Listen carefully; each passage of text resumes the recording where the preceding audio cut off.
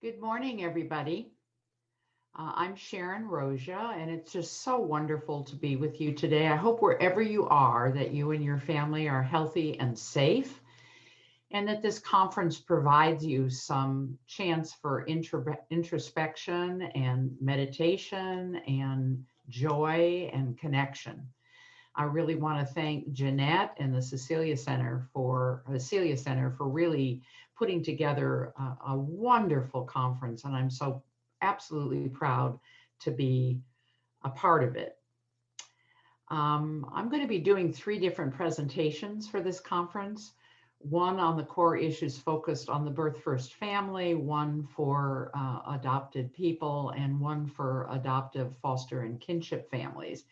And although the PowerPoints may look the same in each one, in case you attend more than one, they're like pieces of bread. The stuffing, the filling will shift dramatically as we kind of change the focus of the look of the kaleidoscope, if you will, focusing on one aspect of the adoption community, the constellation, as we call it today. And I know Michael Gran will be talking more about that term to you. He's a gem, so don't miss him. But they are each different in terms of that particular focus connected to the PowerPoints. I'm going to speak for an hour, and then you're going to have a chance to ask questions. And I want you to know that you have to be on your computer. The questions can't be listed through your phone. This topic, the core issues, has been around since the 80s. And every time I present them, I'm very aware that they can trigger very, very deep feelings for people. They can kind of set you back a bit. And if you are feeling that way at the end of the presentations, any of the three, please don't hesitate to reach out to either me or the Celia Center for some added support. I want to take responsibility for anything that I would trigger for you. I'm really looking forward to kind of jumping into this piece on the adoption permanency core issues for the birth first parents. And in terms of language, birth means that you carried a child for 9 months and perhaps separated from that child. First means that you were the first parents, the only genetic parents, and that maybe even that child was with you for a period of time. So for those of you who may have lost your children, become separated from your children at a later date in their age, you certainly were the first family and had tremendous impact. So I use that term, birth first parent or family. And I do use the term constellation, and I'll explain a little bit more about that to you. We're all in this boat together. We all hurt differently. We all have different losses, but emotionally, we're very often in the same place. And it makes me think of Desmond Tutu's wonderful book called Ubuntu, because it really says, I am because you are. I am because you are. We wouldn't be birth first parents or adopted people or adopted parents without each other. We're focusing on the particular issues, but we are in the boat together. And that's real important to remember. What one does affect all the others. So Ubuntu, really an important word. I want to acknowledge that birth first mothers and fathers will always be the only genetic parents. And that 9 months before birth has only recently been truly acknowledged in terms of its power, particularly that last trimester when children are really conscious human beings and making attachments. So the whole world of pre and perinatal psychology has been jumping on board for some time now, really letting us know how important those initial connections are. And with that in mind, I would ask you to think about some of the following questions as we move through the presentation. One of them, how do you think the core issues impacted your pregnancy, birth, and the future of your well-being? So as we go through it, how do you think it has been impacted? Did you feel you mattered to anybody, to your baby, to yourself, to the other birth first parent? Did you have a voice and were you able to use it? Did you have the support of family and friends, a therapist, any legal counsel that was there just for you? Were you given accurate and complete information and realistic choices and time to make that choice? Or were you kind of rushed forward into adoption? Did you have privacy? Did you have any privacy in this process? Did events unfold the way you wanted? Because we know that has a great impact on healing. And why or why not? Could you go back and be very specific about that? Were you practicing an addiction during your pregnancy or the time that the other parent was going through the pregnancy with you? Did you have any parenting skills? Did you want to be a parent? Were you the victim of a trauma? Was there rape or incest or violence involved? What was your age at which the pregnancy occurred? Was it your first pregnancy, a later pregnancy? What was the conception story? What was the conception story that you'd want a child to know and understand? Were you in denial? And that's real important to talk about, and we will. Did you have the support of the other birth first parent? Did you have the developmental wherewithal, understanding, and language to really understand what was going on in the crisis and make a lifetime decision for both you and your child or children?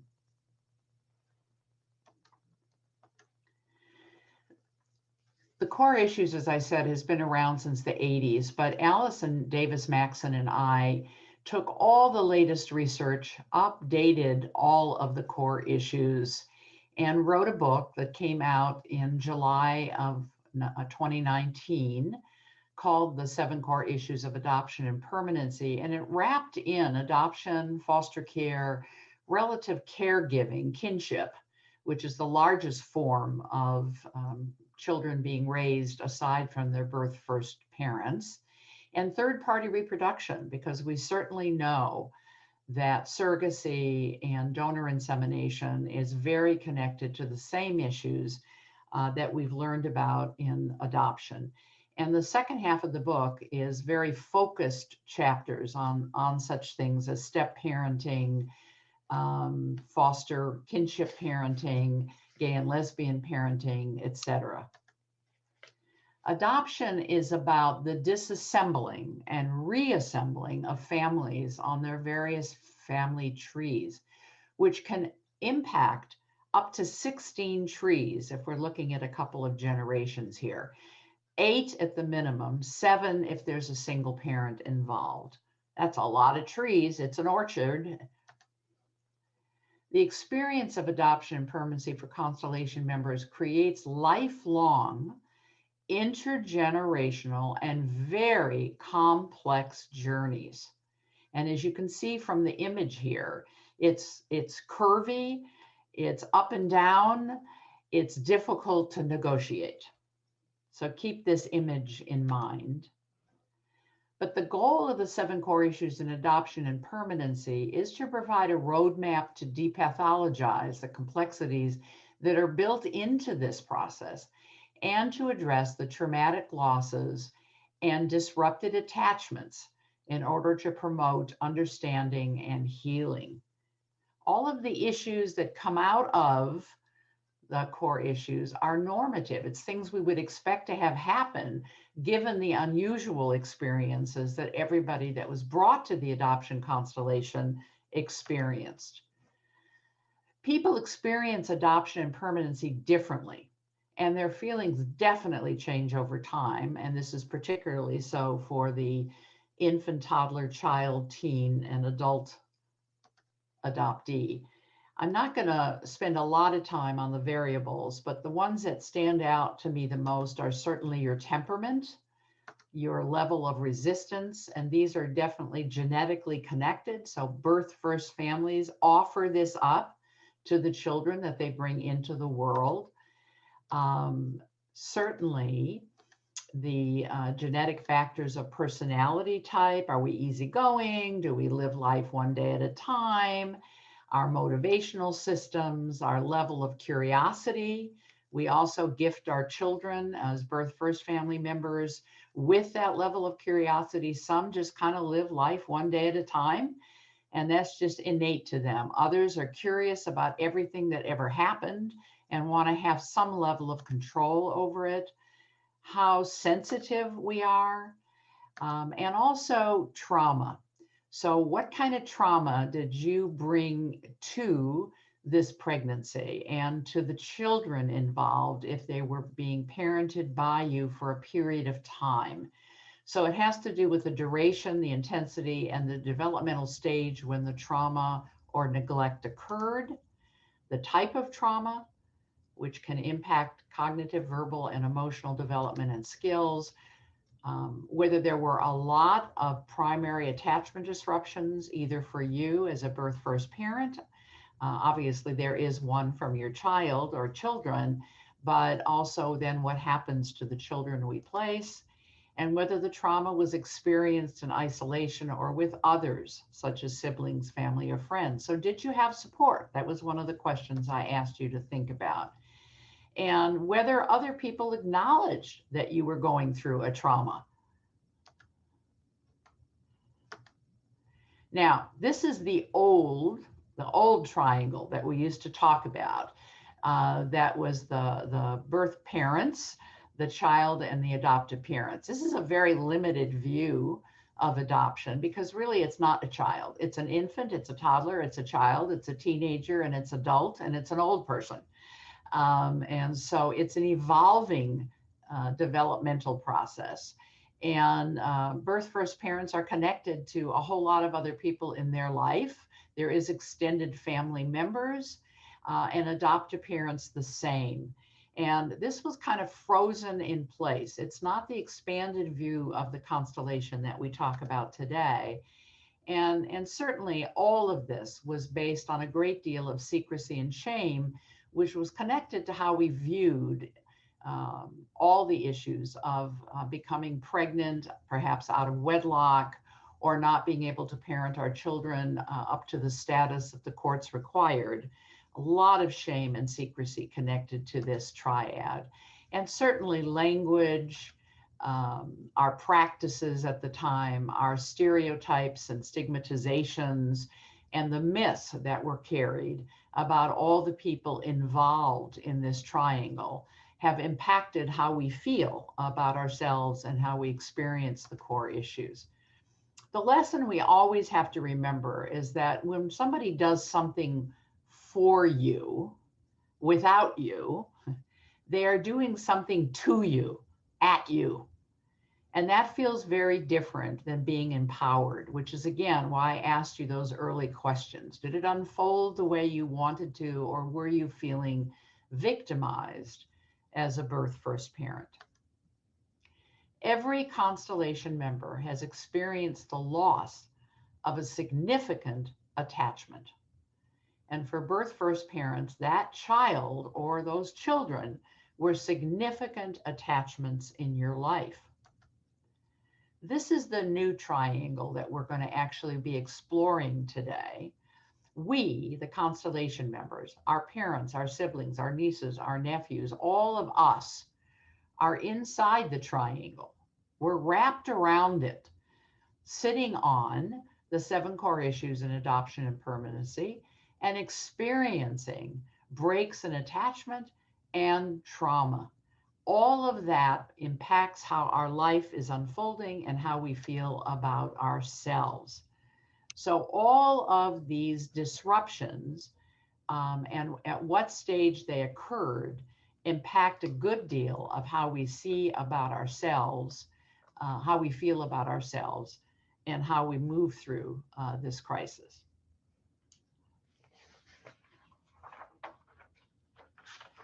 Bear with me for a minute here. Thank you.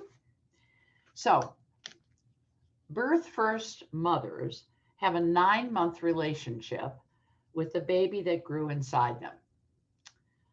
For most, this was a deeply intimate and bonding experience. And just as an aside, only birth first mothers bond. That's a biological, unilateral, hormonal, chemical experience. Nobody else, not fathers, not adoptive parents, nobody else bonds. They all attach, which is a bilateral growth experience, which we're going to talk about just a little bit.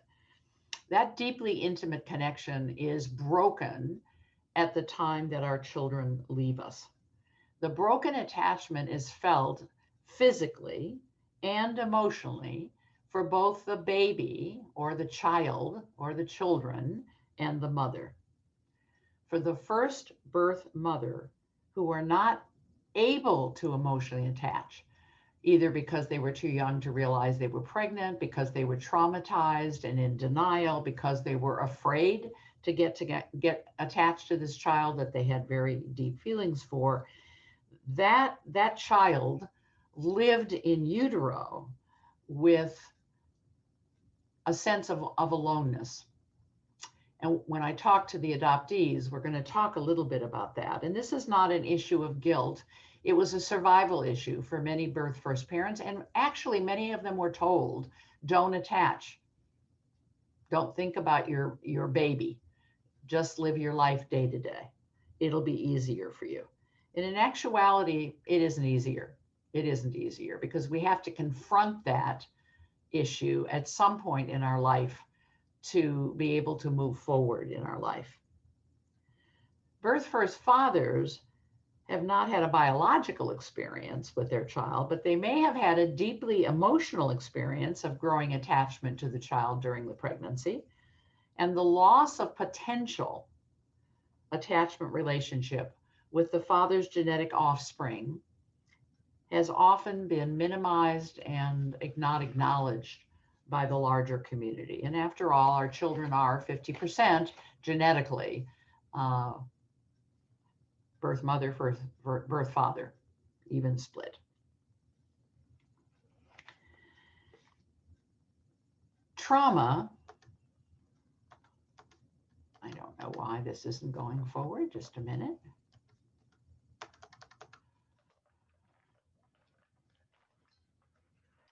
Seem to be stuck here, bear with me. There we go.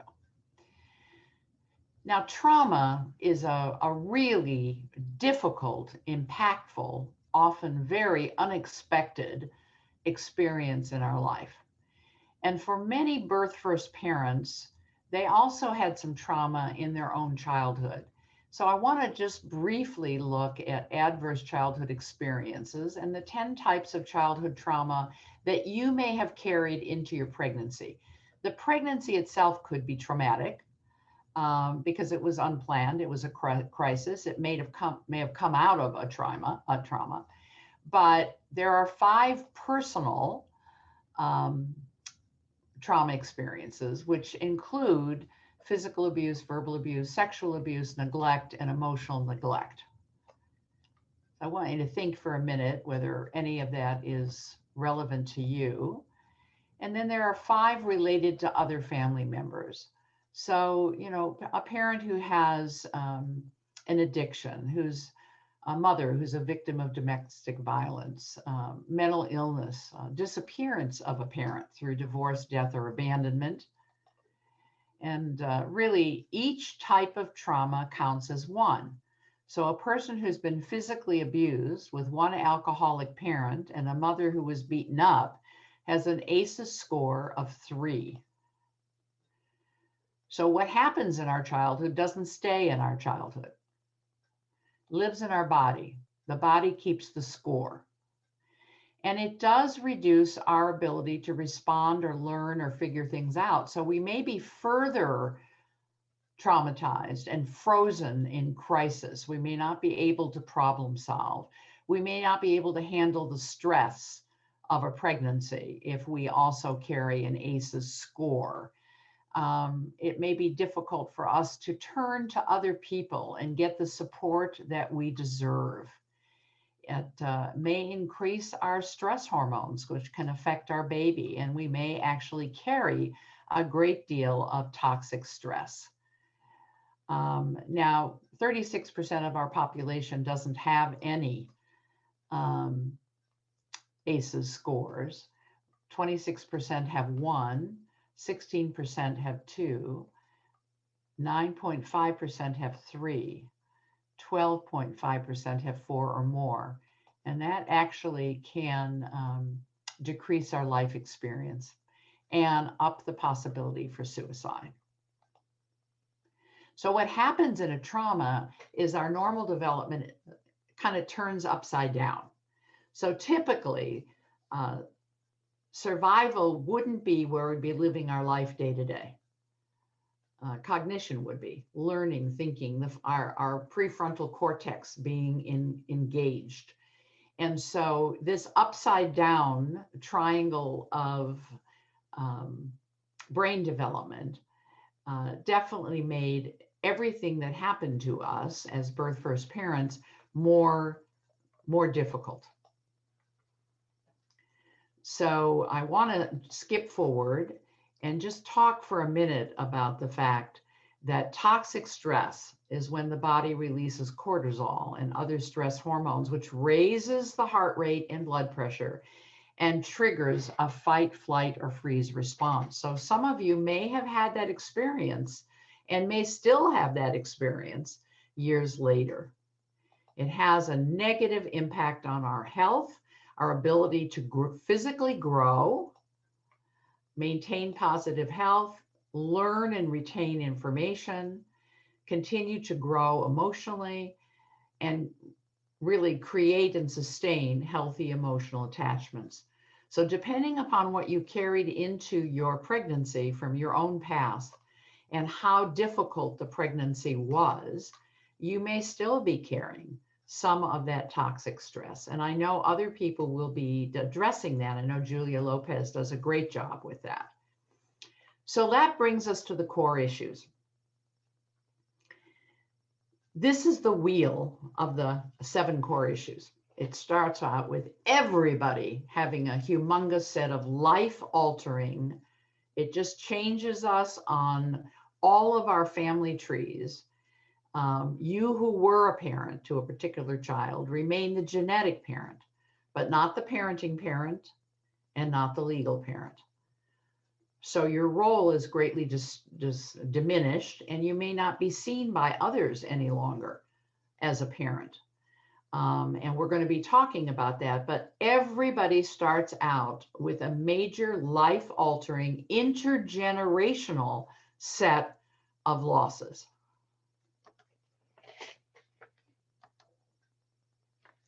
These are profound, as I said, life-altering losses. So every constellation member suffers a significant loss before they gain anything.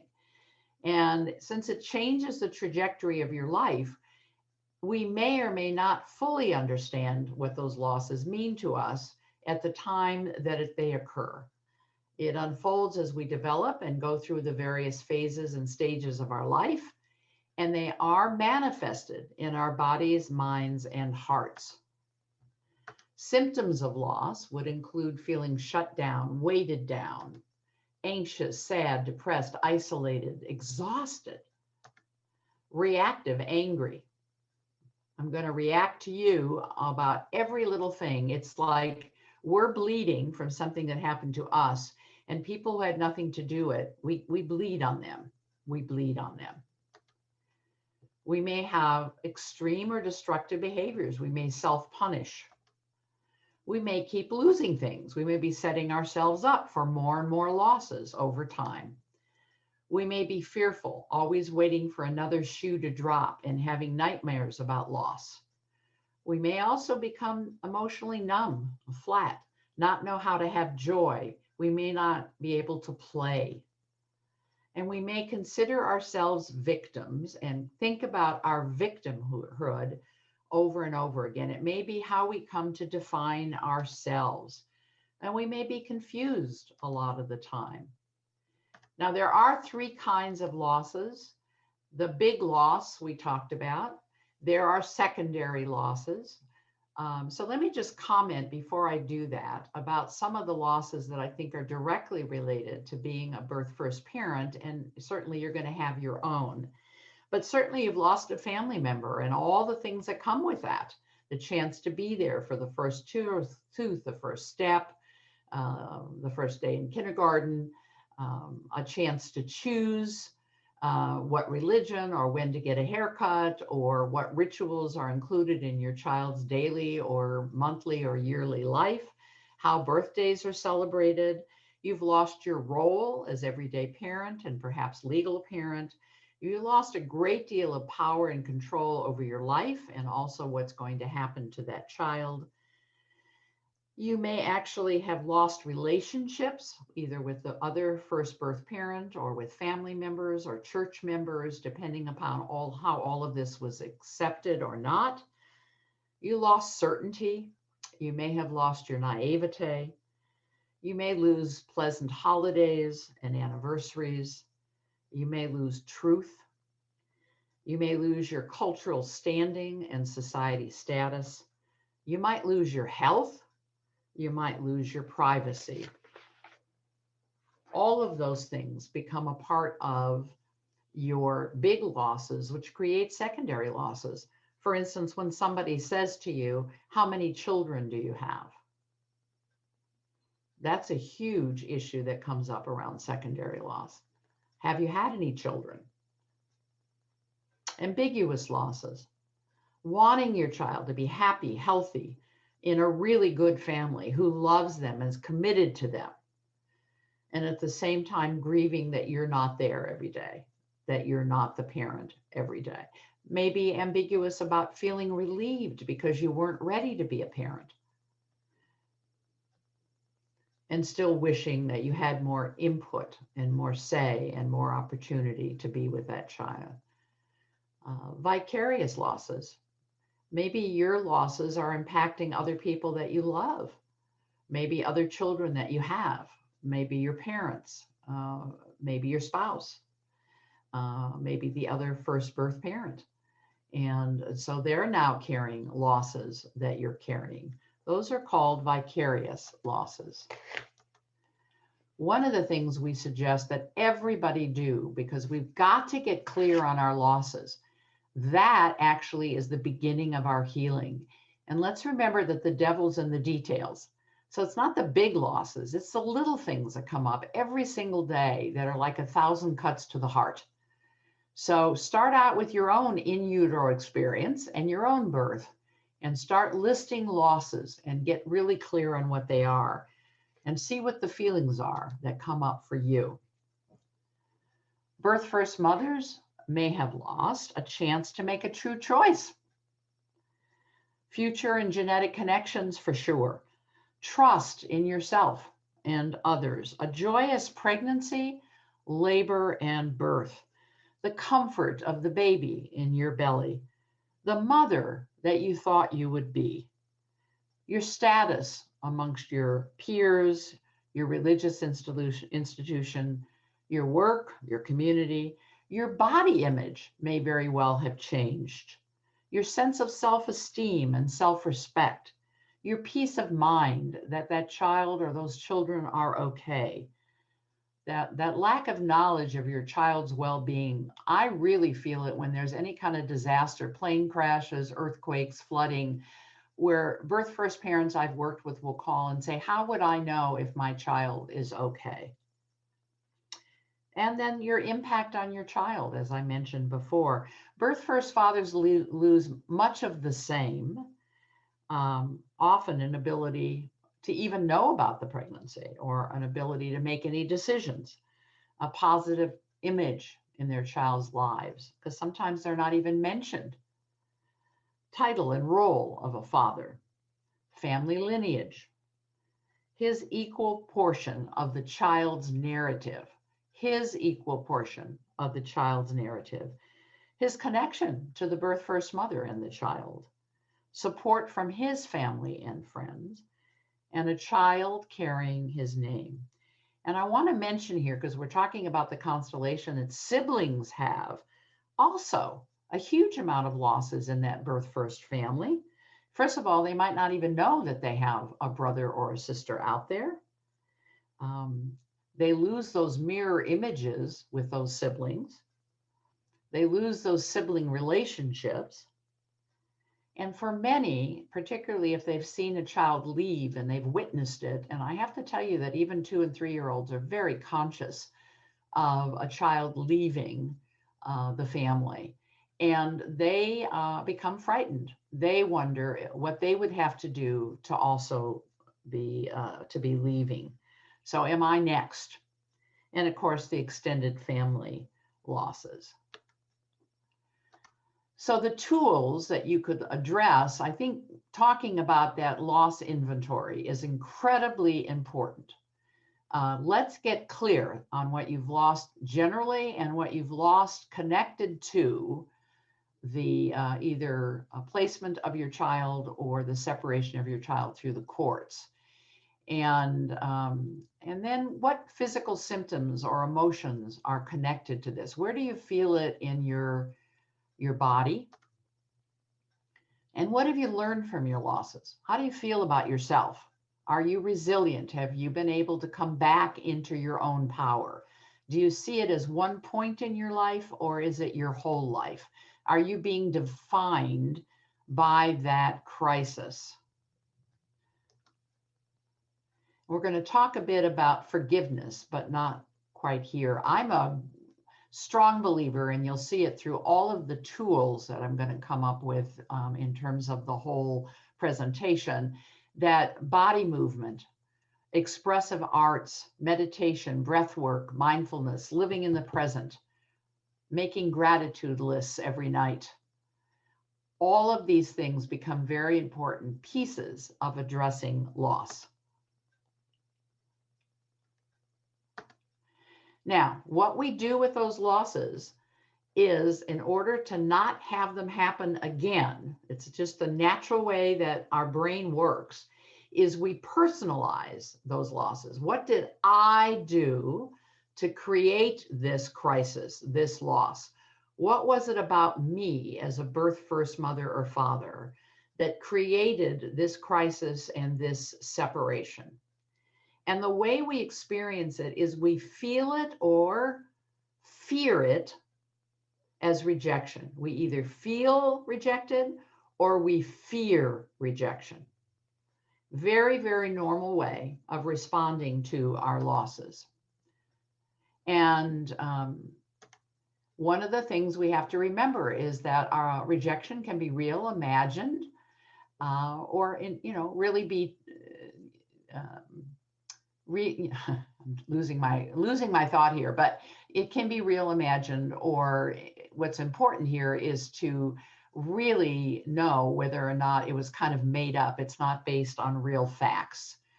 And rejection typically creates immediate negative effects. You feel it almost instantly. You can think about it and feel it. And it impairs our logic and our reasoning ability. And we may actually enter into a situation where we reject others before we are rejected. So we may become those people who are bullies, who are standoffish, who can be crass, who can make other people feel ill at ease. And it's really our way of creating distance. Some people experience rejection by constantly moving, changing jobs, changing up their house, changing partners, initiating plans and not completing them, for fear of really committing. Because if you commit, you could have a loss, and that can feel again like rejection. And rejection literally lives in the same part of the brain as pain. It lives in the pain part of the brain. And when you're feeling rejected and you're feeling in pain, whether it's a stomach ache or a headache or whatever, if you take an aspirin, you'll actually feel better. That just fascinated me in our research for the book. So it can influence our emotional and physical well-being. You may have poorer sleep quality, and your immune system may be suppressed, which is common for a lot of the original core issues. We talked about externalizing your pain, being angry and aggressive towards others. I talked about the impact on the brain in terms of pain. And I think I know I would like you to think about what rejection feels like to you. What emotions surface when you feel rejected? This is really a loss of social and self-acceptance. It's a loss of social and self-acceptance. And a lot of the stigmatization, the words that are used to describe birth first parents and the categories that they're put into in terms of the kind of people that they are, is very rejecting language and categorization. So what might happen to birth first parents because of rejection? Well, they might have another pregnancy soon after and set up another loss. They may suffer secondary infertility. And I will tell you that I've worked with a large number of first birth parents who, when they decided to parent again, found they could not conceive. They may choose partners who leave them and reject them.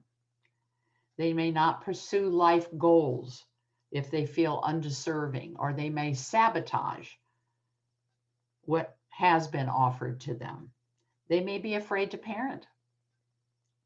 They may overachieve to prove they are worthy, and the stress that entails to be much more than maybe you're able to achieve in a particular area, but you're so wanting to please others. You want to be the perfect parent, the perfect wife, the perfect husband, the perfect employee. You may actually be very frightened that the child that you're separated from hates you, that they wouldn't want to know you, that they think awful things about you. And you may feel that if you don't share what's happened, you won't be rejected by a future spouse or your future children, that if people really knew what you had done, they would reject you out of hand. You may actually fear rejection from the adoptive family. And I know that for those birth first parents who opted in for an open adoption, that's an ongoing fear, that somehow the parents will find something wrong with you and opt out of the relationship. So what do we do about that? Well, I want to know who you feel has rejected you, and check it out. See if it's real. Make sure it just wasn't something you thought happened. And think about who you've rejected, and how do you feel when you reject somebody else? And how do you respond when somebody rejects you? And why do you think they rejected you? And what are you doing with those feelings of rejection? Are you repressing, avoiding, overachieving, or pushing back before anybody even has rejected you? The accumulative effect of rejection may lead to anger. Anger needs expression in some physical form and vocalization. So what are you doing with your anger and your fear?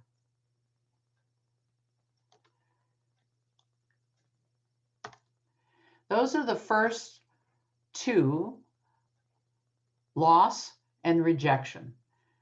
Rejection leads to feelings of shame and guilt. Rejection leads to feelings of shame and guilt, because rejection is about our self-esteem and our self-worth. And there is a big difference between the experience of being shamed, stigmatized, and stereotyped, which I've touched on briefly. Here, we're talking about shame. Shame originates as a negative reflection from others. It is an outside-in emotion wherein we receive it from another. Shame not only lives in the mind, but it inhabits the body. And you can see that in other people who, when they're in shame mode, try to disappear, get small, pull in their shoulders, their neck goes in like a turtle. They may get very pale. They may be breathing very quietly. Guilt develops from the earliest parent-child attachment experiences. Guilt is a learned social emotion. It's what keeps us as a society able to function. Guilt is based on conscience development. Consequently, guilt doesn't develop till around 7 or 8, and it's based on attachment. It's based on attachment where trust and the desire to please others has grown, where we've internalized our parents and they become our conscience. Maladaptive or unhelpful guilt is defined as psychological discomfort against unrealistically high standards. It goes back to that overachieving. Much of the time, these unrealistically high standards are created in childhood to please an adult, but we can lay it on ourselves if we don't feel worthy. Excuse me, let me take a drink here. So as I said, it impacts our self-esteem, and it may create some self-blame and even some self-loathing, which is such a powerful statement. Now, the 4 conditions of self-esteem are all impacted by our role as birth first parents. First of all, if the only way that we define ourselves as unique is that we are a birth first parent, then we're missing the larger image of who we are. There's only one of us. Never will be another one of us. Never was another one of us. Every one of our fingerprints is distinct and different from everybody else's. So if you only define yourself as unique because of your birth first parent role in the world, then you are weakening one of the pillars of self-esteem. Role models. Do you have role models of birth first parents who have been very successful, have healed, have put it in perspective? Who are your role models in this experience of adoption? Your connections. One of your major connections to your past is the children that you're not raising or the child you're not raising. So that particular pillar is weakened. And what do you see for your future in your connections? Has what's happened to you impacted your desire to parent, to marry, to trust, to have healthy relationships, to be successful? And do you see yourself in reunion with the child that you're not presently raising? And 4th, belonging. Who are your clan? Who are your peeps in the world? Who supports you? Who is there to stand by you through all of this? I know that's why coming together for these conferences can be so joy-filled, because we're seen by our peers. So shame and guilt for the first birth parent is often connected to the fact that they were in a no-win situation to begin with. If they decided to parent their children under less than positive circumstances, they were single, they were young, they hadn't finished school, they didn't have the support of the other first birth parent, they're frequently labeled selfish, not good enough. If they place their child, then often people will say, what kind of person would ever not raise their own child? If they're caught up in mental illness, if they're caught up in addictions, the timelines for getting your act together often don't meet the court timelines or the child's need to be rooted, because children have to be rooted someplace to grow. They have to be attaching somewhere to grow. Otherwise, they're treading water. So often we find that birth first parents were in a no-win situation, which is very, very shameful. They may be ashamed because they couldn't provide. They didn't have the proper parenting skills because maybe they weren't parented very adequately. They have addictions that come and go, or maybe have taken over their life. Or maybe they don't know who the birth first father is. Maybe they're ashamed because the pregnancy was a result of rape or incest, or they're very ashamed because bad things happened to their children before other people stepped in. So, what can we do about it? I want you to list 5 things about which you feel guilt or shame, and how many of them are related to adoption and permanency. In what ways do you feel inadequate? And where do you think those feelings originated? Remember, shame is an outside in emotion. Find your constellation peers. Cultivate friendships and connections in order to diminish your feelings of shame and isolation, as well as normalizing the core issues. Be sure that you are aware of any shame and guilt that's created toxic stress for you. So be sure that you're doing a lot physically.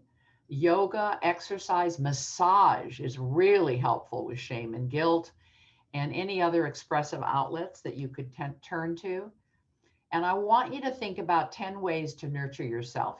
Treat yourself as your own best friend. Change that image of who you are. Adoption and permanency losses are too often left unnamed, unacknowledged, and ungrieved. You know, in our society, we don't do grief very well. It's like, get on with it. You know, it's time to get on with your life. And we don't have any rituals to grieve a child that we brought into the world and are not parenting. We are really at a loss as to how to address grief. And yet grief is the gateway to healing. It is one of the most primary places. It's like having this gigantic boulder in the road as we go through life.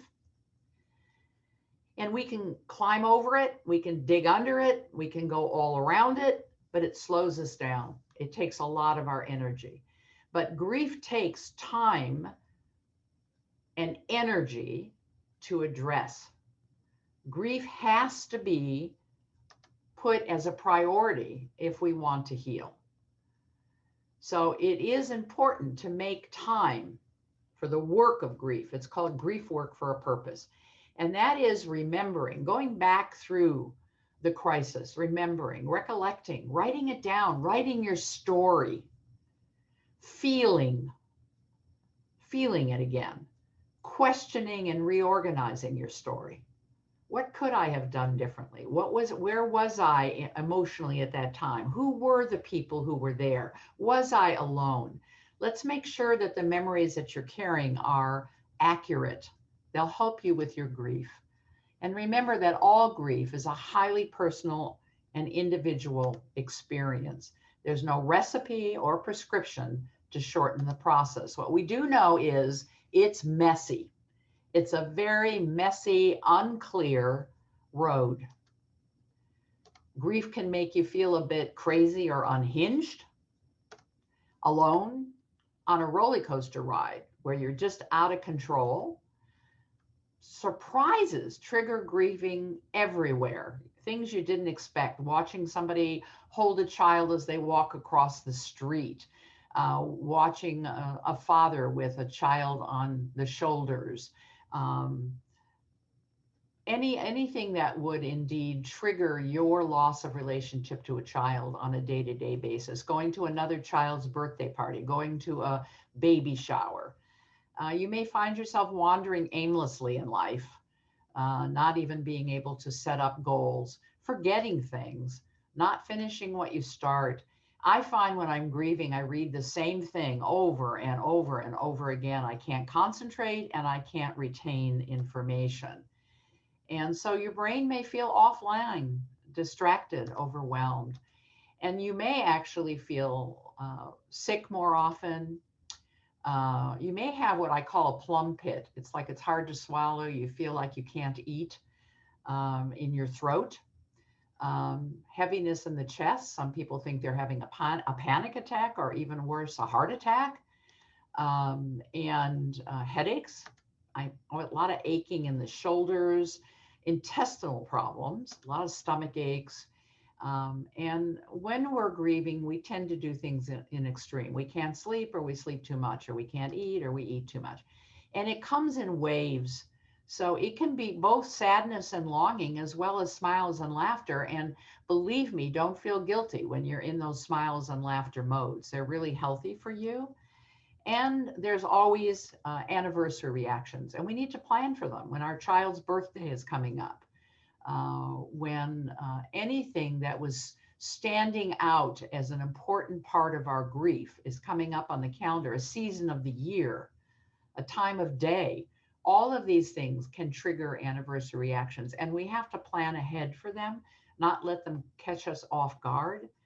And often we idealize the child we've lost.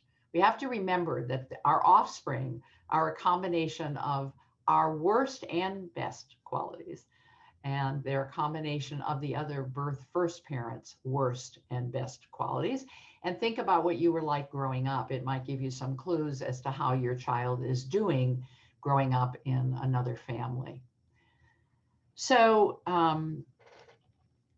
it's important that you not identify yourself as a failure or a loser. And I think the stigma and shame of a voluntary placement might keep you in shame and hiding. You may not be able to talk about it.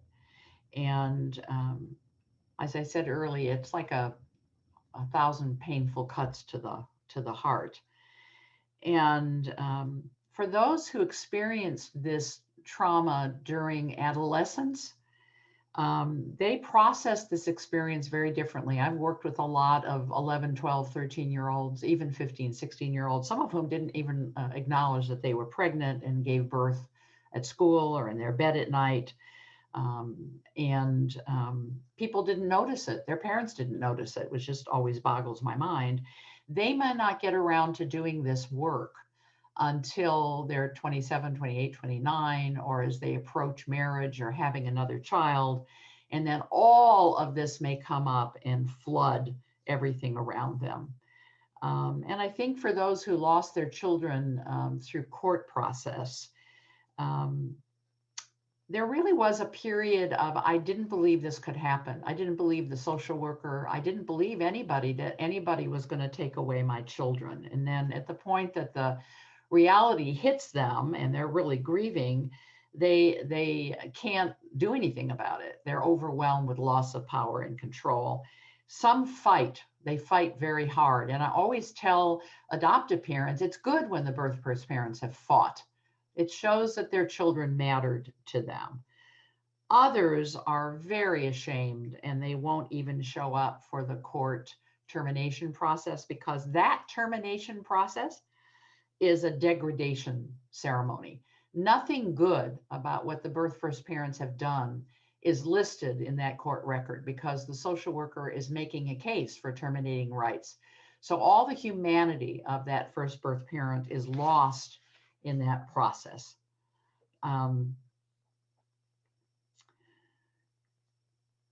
Many birth first parents believe that because they lost their children, they don't deserve any empathy.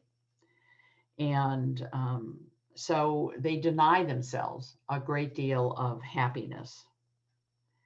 And some have tremendous nightmares ongoing, hallucinate hearing their children cry or calling out to them. They may have unrealistic fantasies about what's happening to their child. They may have very strong feelings about anger and guilt and loathing and have great depression. Some feel helpless and hopeless and powerless, and secrecy may drive all of that so that they're alone.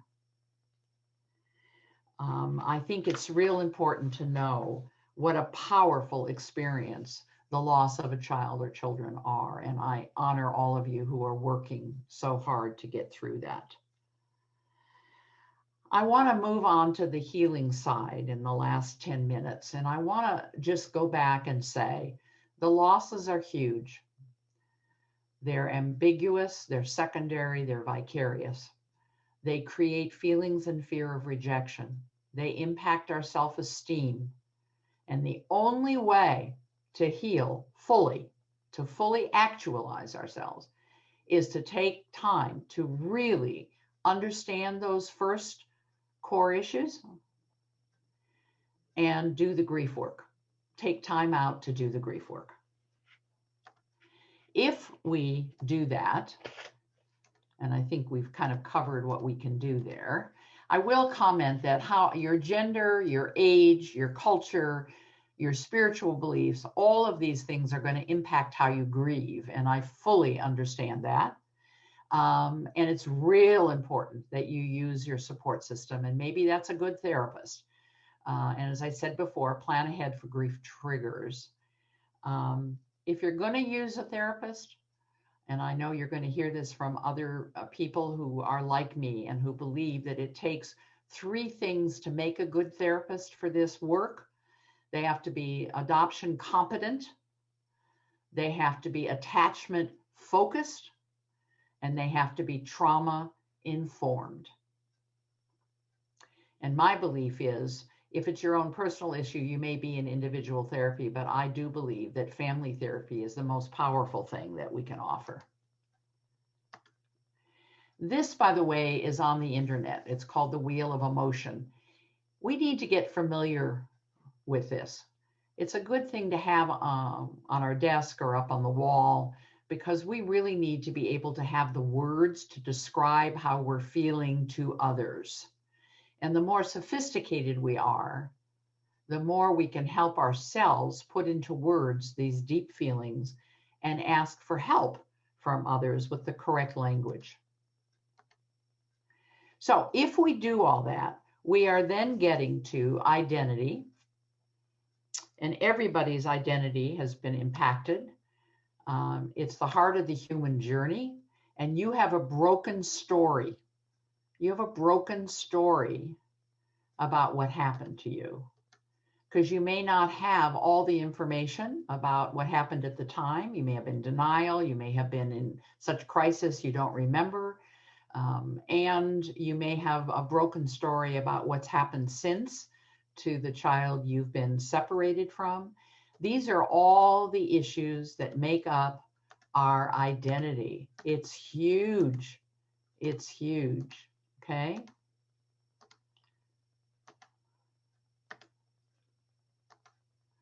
The words associated with identity are either self-described or attributed by others and can be positive or destructive. So we go back to, what does the media do with our birth first parent stories? What comes up in the newspapers? What words or language does our family and our circle of friends use to describe us and our experience? And what words do we use to self-describe? Because this is our mental model of ourselves. It's our psychological identity.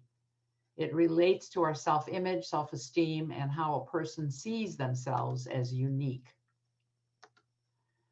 So it springs from our experiences, our perceptions, and our interpretations of the past.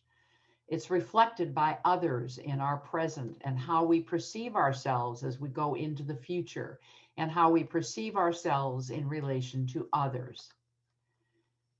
And our self-identity emerges from relationships. So if we're isolated, if we don't pick healthy relationships, we remain locked in an unhealthy identity. So what happens to our identity? Well, we're parents and not parents. And for many, because of secondary infertility, they may end up also as adoptive parents. So they're carrying more than one load of the core issues. There may be role confusion, particularly if you're in an open adoption. Who am I really to this child?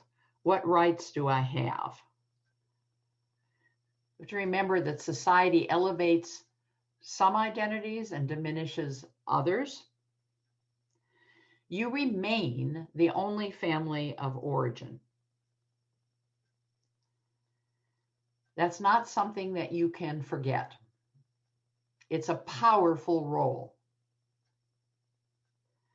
And we have to also remember that search and reunion will yet again change your identity. So this is an ongoing process for everybody, but certainly for the birth first family. So who are you? List all the words that describe who you are. Identify those attributes that come from others and come uniquely to you. If you're the only person like you on the planet, what do you bring? What's your purpose? Why are you here? What lessons are you here to teach? Identify any missing or mystery pieces and go after them. What was or is the most difficult aspect of forming your identity in relation to your role in the constellation? And that's an issue of mattering. Who else do you matter to in the constellation? Do you matter to the child? Do you matter to the adoptive family? If so, why? If not, why? How could you matter? Claim and create the narrative of your story. Write your life story. Start at the beginning and include photos and timelines and memories and mementos.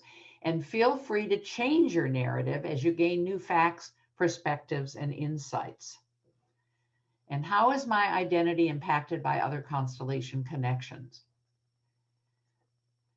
Who are your mirror images? Not just in terms of who you look like or who you are like, but who are the other birth first parents who've reflected positive identity for you?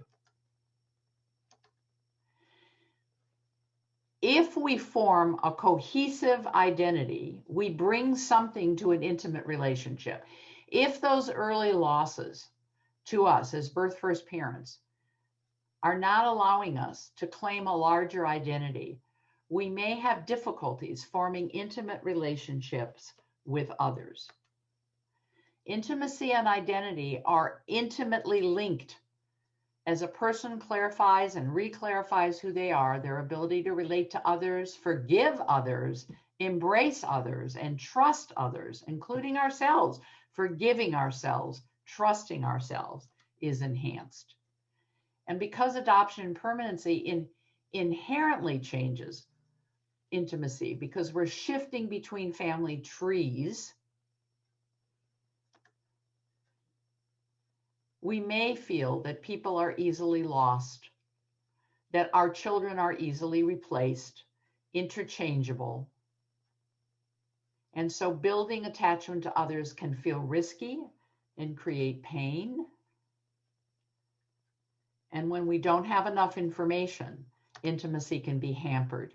So how have your intimate relationships been impacted by your experience of being a birth first parent? Because intimacy involves risk and vulnerability and the belief that the self is valuable, resilient, and worthy of love.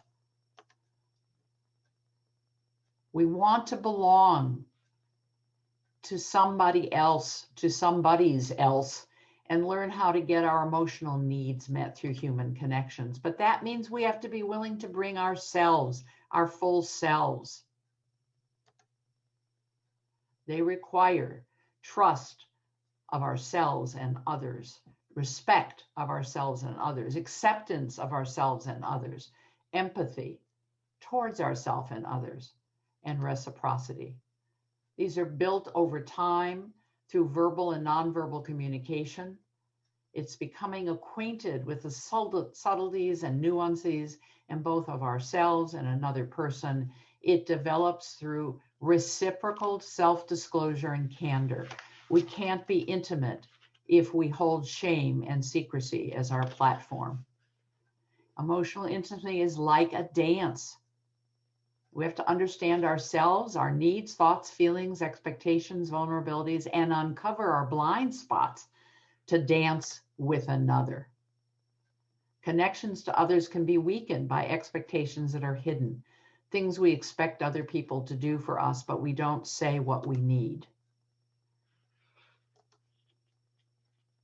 Remember that our emotions are revealed in how we hold our bodies, our willingness to make eye contact, our tone of voice, our facial expressions, reactions to touch, and the matching of words, actions, and physical expressions. Our primary dance steps are learned in childhood. They become more sophisticated over time. Were your dance steps learned based on pain and love and acceptance? Has your dance changed, your dance of intimacy, because of what happened to you? Have you learned to dance with others again?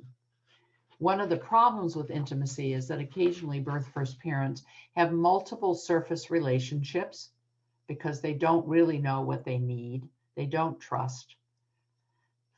Their shame and unresolved losses may impact intimacy with another. If you really knew me, you wouldn't love me. You may equate intimacy with loss and feel unworthy. So what do we do about that?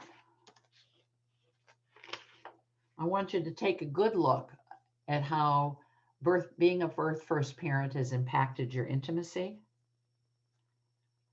I want you to make a list of all the barriers that make it difficult for you to get close to others. What pieces of your identity are missing? Consider your hopes, dreams, and fantasies, and particularly in relation to other constellation members. Reflect back on your healthiest relationships and identify what qualities the other person demonstrated that allowed you to feel safe enough to be vulnerable and open, and take time to build trust in yourself and others. Touch and be touched every day. Take time each day to nurture yourself and the qualities you have to offer others. And I want to comment that with COVID and our isolation, and if any of you are isolating by yourself as a solo, we're going to have a lot of retriggering of our core issues, because so much of what we need to heal is not available to us. So be kind to yourself. And last but not least, and then we're going to go to Q&A, mastery and control. It's where all the gains are. Mastery is the proficiency, the command or grasp of a subject skill or knowledge base. It includes mastery over one's life circumstances, which is connected to your self-awareness, which is what we've been looking at all the way through the core issues. Mastery requires an individual to be open to deep meaning, intimate, emotional connections. It does not mean we're done grieving or processing the losses and complexities. Once you learn how to go around that wheel and you gain the techniques, every time you have a loss, every time something else comes up, you'll be able to use those tools to regain mastery quicker and quicker and quicker. But you got to do the initial work. Control is the power to influence or direct people's behaviors or the course of events. And you lost a lot of control. The loss of control over a person's early life journey diminishes their power to direct their future life course. Loss of control is limiting, while mastery is expansive. And for those who haven't mastered, they tend to be over-controlling. So, when we are in mastery, we feel empowered and secure and valued and connected. But if we're not feeling mastery, we may want to over-control all aspects of our life, or we may stop actually trying. And it's important because mastery is a strong component of resilience. It allows us to snap back from difficulties and to push back and to use our voice and to overcome life's obstacles. It gives us the ability to have an effect. So in order to gain mastery, and this is so important, We have to do all this early work because we have habitual behavior patterns that operate at a level deeper than conscious thought. We have habits that cause us to react in a certain way. It's not easy to change. It requires self-awareness. This is why you need to do this deep dive into yourself to change patterns of behavior. So we have to know we matter. And we have to know that the other constellations matter. And we must bring into a conscious awareness our belief system about ourself and others and our values. We need to gain information about all constellation members to clarify and construct and claim all our stories. And then we have to practice because we're going to mess up and fall back in old habits. But that's the journey to mastery, is that deep dive. Losing a child is the ultimate losing control. You may try all your life to be good enough, and you may be at risk for substance abuse. So list all the ways that you have mastery and power in your life. Where are you in control? And my God, every day, what you eat, what you wear, all of those things. What feelings do you have when you're not in control of yourself? And what do you do with those feelings? Make a list of the things in your life you control, and how important is it that you control yourself and others? Identify who or what has empowered you. Identify those individuals who you feel have mastery of their core issues. Be open to learning from their experience and wisdom. And identify what brings meaning and purpose to your life. Acknowledge and celebrate your strengths and accomplishments. Make a list of lessons learned. So we are going to turn to questions, and you're going to type them in, and I'm going to read them, and I'm going to answer. Are the slides not being shared with you? They've been on through the whole piece. So I'm confused. If you didn't see the show, if none of you have seen the slides, please type that.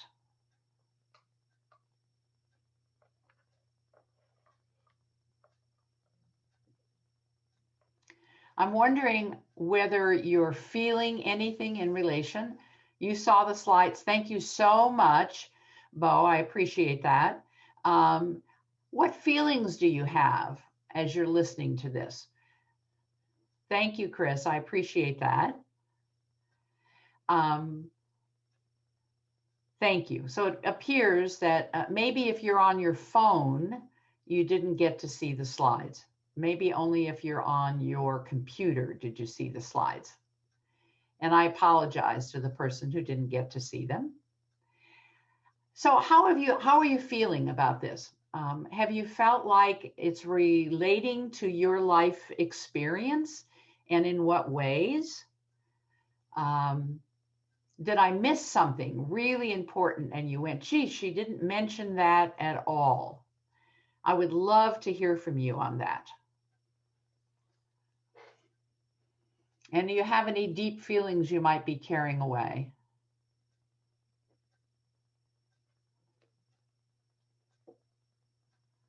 What are you all feeling out there? I appreciate that most of you have seen the slides. I hope they were helpful. And I know that they're going to be up online for the next 6 months. So those of you who didn't get to see it certainly will get to see it. Just go to your computer and it'll be online.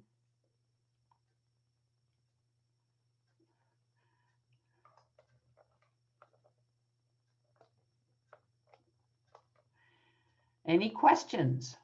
Did I go too fast? Thank you, Sarah. I really appreciate it.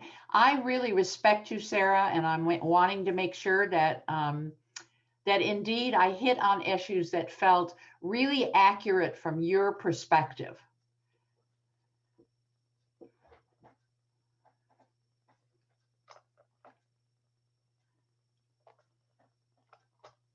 No thought from other birth first parents that were online?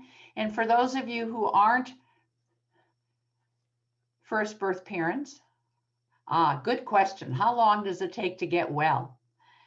I hate to use the word get well. I think we get re-empowered. I think we gain mastery over the pain. I think we open ourselves up to be stronger individuals, and we become more resilient. And we get to see this as an episode in our life that gave us opportunities for learned lessons that actually can empower us as we age. I don't know that we get well. I think we gain mastery and we become empowered. There is so much room for growth, and it's extremely important that we take time every day to check in with ourselves. I think in the world in which we live, we rush through life, and a lot of these issues remain big boulders in the road. The gift is taking the time to truly look into oneself every day and journal. I love journaling. So can I take the time to speak to the 7 core issues show up in birth parents who were first adoptees? Oh my goodness, that's a powerful question. Thank you, Amy. I appreciate that. I think that for the adoptees I know who have become birth parents, one of the things that I found in working with them is a common statement of, I wanted to see how my birth first parents felt about me when they were pregnant with me. What was that like? Part of my mastery as an adoptee is to get closer to my birth first parents. And by becoming pregnant and having to make similar decisions to either raise or place my child, I can understand how they would have felt about me. I can get a sense that they cared, that I mattered. And it gives me a chance maybe to redo for the child I'm carrying, maybe some of the things that my birth first parents weren't given the opportunity to do for me. So I feel like I'm doing some healing in that regard as well. But it also means that they're carrying a double dose. It's what I call double dippers. And I've actually had the opportunity to work with somebody who was a triple dipper. She placed a child when she was 15 years old, but she herself had been adopted at birth, and then she became an adoptive parent. And it wasn't until a child was placed in her arms that all of her core issues surfaced, and she realized she could not parent that child. She hadn't really dealt with her own adoptee issues, and she hadn't really dealt with herself as a birth first parent, and she really could not relate to a child that was being offered to her through adoption. So we have to remember that it's harder work, and we have to kind of take the time to do the exercises that I listed from both perspectives. So I hope that's helpful. But often it was described to me as an opportunity to see what their birth first parents felt like if they didn't feel like they had an opportunity to get to know them and ask them directly. Any other questions? And that was a great one. Thank you. I'm moving this little thing up and down to see where new questions come in. I mentioned COVID and its impact. Can you share more about that? Any of us that are carrying trauma, we've been cut off from physical touch, from holidays, from the benchmarks that we look forward to. We've been robbed. All of us have been robbed. But many of us have also felt robbed in terms of what's happened to us in relation to the adoption constellation. And so the inability to attend this conference in person, to have a drink in the bar or share a cup of coffee directly, or have somebody come to our room and sit and talk and share a box of Kleenex, all of those things have been taken away from us. We've learned to enjoy meeting this way because it's what's offered to us. But this is a trauma. This pandemic is a trauma. And any previous traumas and the way we've learned to live with those traumas and meet those traumas have been impacted as we've been re-traumatized by the pandemic. And losses of death, people all around us dealing with death every day, people we know who could die. I know that my children by adoption and foster care are consistently worried because I'm older that I'm going to die. It's not something we normally talk about. But they've been, Mom, are you okay? Are you going out? So there's a lot of fear about loss that's re-triggered because we have all this loss in our background. So I hope that answers it, Elise. We have about 5 more minutes. Anything else people want to ask? And these have been great questions. I'm noticing that the questions come up out of order, so I have to just kind of look again to see. Okay. Anything else you'd like to say? Let me close with this because I think it's just something I feel very strongly about. I want to thank you for spending time with me today, and I want you to be kind to yourself and to others so we can build a more compassionate, less judgmental, more inclusive, and more loving inner world, home, community, country, and the world at large. Adoption is hitting the world at large. Refugees, international adoptions, tremendous losses for mothers and children and fathers and children. So we all, in our healing, can create healing for others out in the world. So let's project that healing out every day in our meditation, in our prayer work, however you do that. And I want to thank you very, very much. I see one more question that's come up, and I will not ignore that, I promise. Let's see what's here.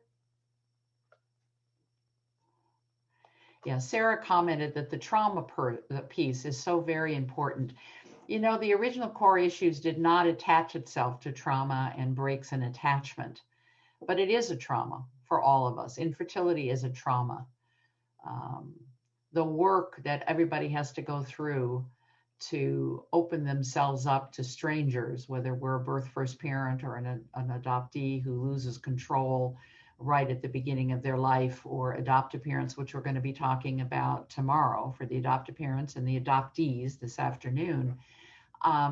These are tremendous trauma events, and they live in our bodies. I just, Bessel van der Kolk's book, if you haven't read it, The Body Keeps the Score, is real important.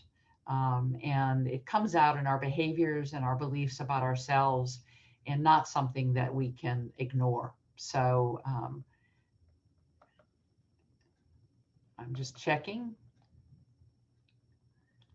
Bear with me. Do I think, this is an anonymous, do I think more birth mothers block out thoughts of their relinquished kids, or most relive those memories? My experience is that most are living them every day.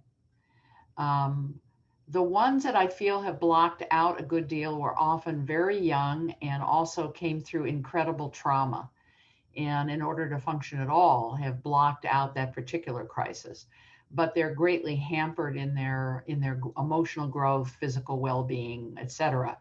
But I think most birth mothers and birth fathers, I just don't want us to leave the men out of this discussion, are living it every day, who wonder every day whether their children are okay. And even in the most open adoptions, that doesn't stop, because you're not there with your kids. You're not making all those decisions. I'm a tremendous advocate of not having to lose a family to gain a family in permanency, but there is no easy way to do adoption, none whatsoever. I've been at this since 1963, and there is no way to avoid the pain. It is what it is, but it is an opportunity for learning a lot and showing a great deal of compassion, first and foremost for ourselves. And I think truly most live with it every single day. So thank you for that question. It's a great question. Anything else? Give you a minute to think.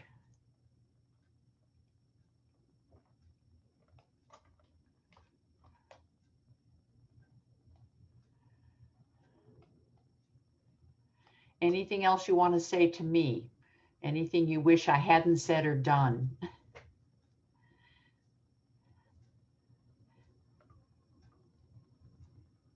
I also want to remind you that if I've triggered any deep feelings, and I know I said this at the beginning, please seek out other people, go to other workshops, learn ways to modulate those feelings through all kinds of experiences through your body.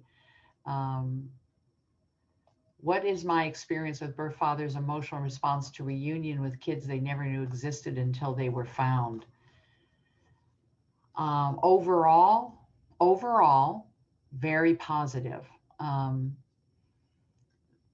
Sometimes even more open at the beginning of contact than some of the birth first mothers have been.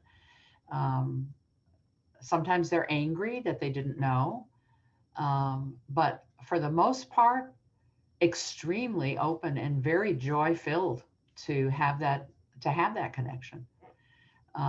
So that would be my answer. I thank you again. I'm just doing one more look here to see if anybody else dropped in a question.